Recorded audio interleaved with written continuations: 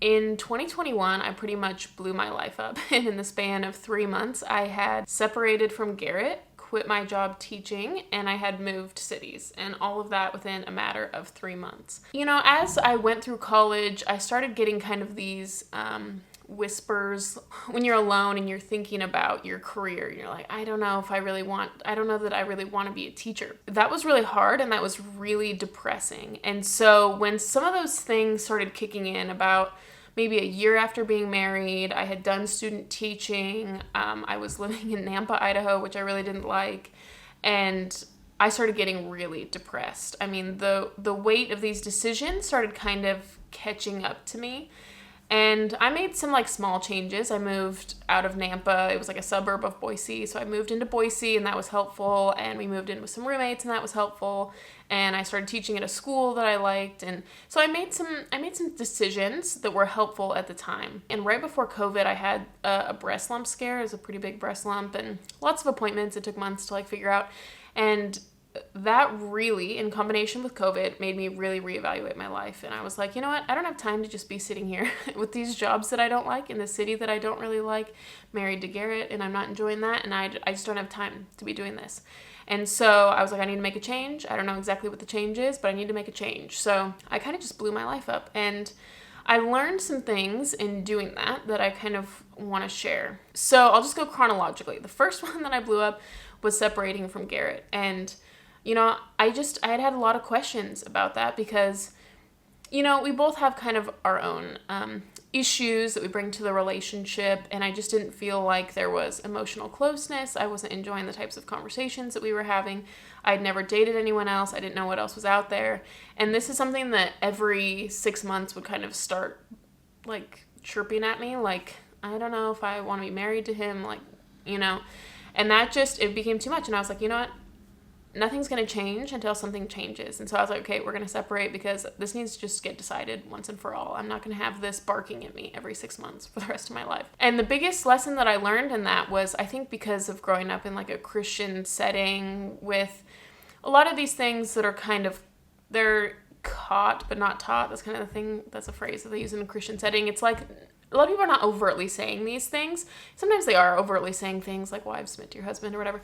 But there's a lot of things within Christianity that I think I had learned to just like sacrifice for Garrett and like wherever Garrett wants to live, whatever job he wants to do. And I had made, even before we got married, I made a lot of decisions for him. I made a decision about what college I wanted to go to based on what he wanted to do.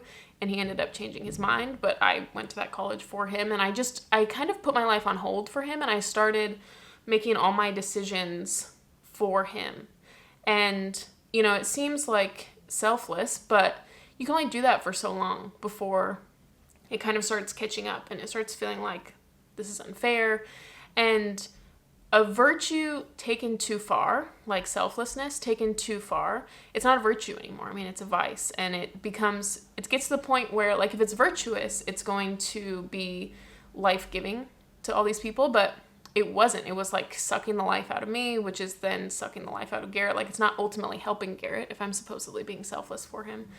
And I just had to realize that I can't be making my life decisions for him. And actually in that separation, I realized that my life's a lot better with him around.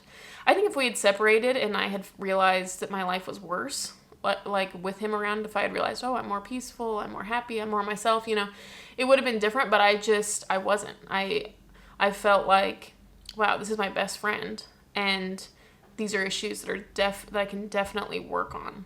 The second thing, so after that, so Garrett and I got back together, and after we got back together, then I decided to quit my job. I was like, okay, the change I need to make is apparently not the relationship. Okay, what about the job? Okay, so I quit teaching. I was so much happier without teaching. I mean, instantly so much happier. It's hard, but it's worth it. Like, I think the best things are difficult to start, but they're better at the end.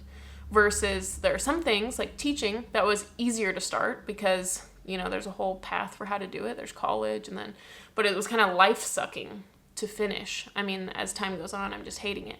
Whereas YouTube, that's difficult to start. It's like there's this big up-ramping process. But it's better to finish because I actually really like it. So I think my rule of thumb that I learned is just go ahead and make the change and then once you've made the change, then you're in a much better position to know if it was a good change or not. But before the change, you're sitting there scared of the variables and what if this happens and what if this happens. I mean, there's 100 what ifs, but when you actually make the change, then you can see which of those what ifs were actually real. And so many of the what ifs are not actually real. And so my recommendation, if people are thinking about making a change, there's an inclination, is just go ahead and make it.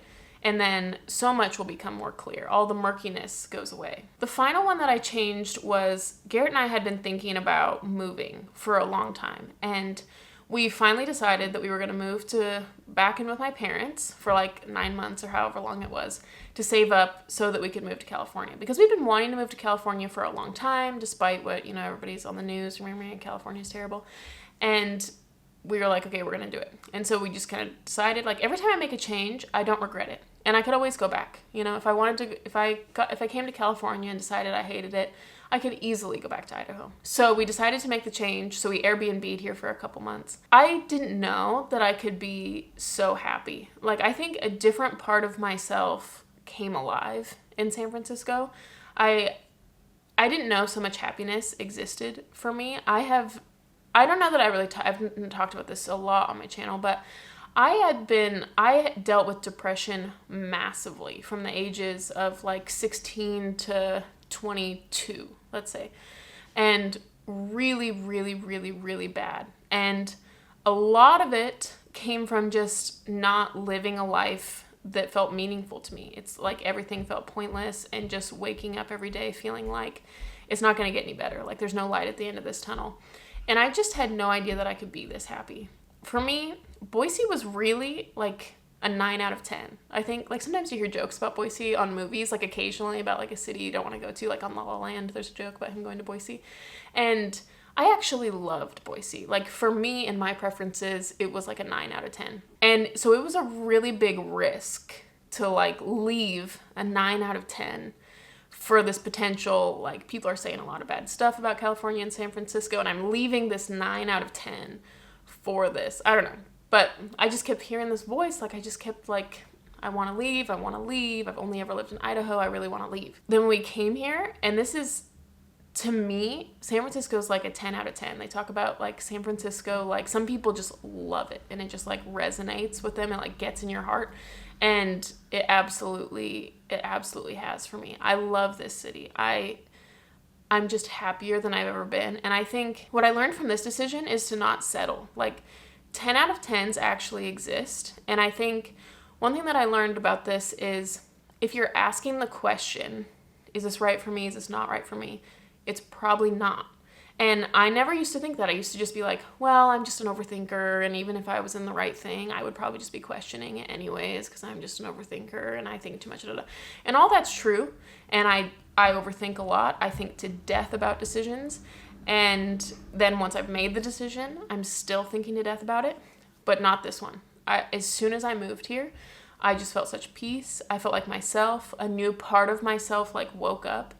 And so I think if you're sitting there questioning, like, am I doing the right thing or am I not doing the right thing? It's probably not right. And you probably need to make a change. I don't want to say that was a blanket statement all the time, but in the vast majority of times, if I'm sitting there, is it right or is it not? I'm settling. I think people resist making a change because they think about the worst case scenario. Like, I was thinking about, okay, what if I go to San Francisco and I just can't afford it and everyone says it's really expensive and I'm just going to be drowning in taxes, blah, blah, blah. And that, it's a valid concern. Like, is money going to work out? And so that's like my worst case scenario. But that's not actually the worst case scenario. For me, the worst case scenario was staying in Idaho, never moving out, never knowing anything else, continuing to just die a little bit more inside every year. Like, that's how I felt. I felt like in Idaho, I was just dying inside little by little every single year. And that is absolutely a much more worst case than having like financial issues in San Francisco. Like, okay, you can see in the background, I live in a studio.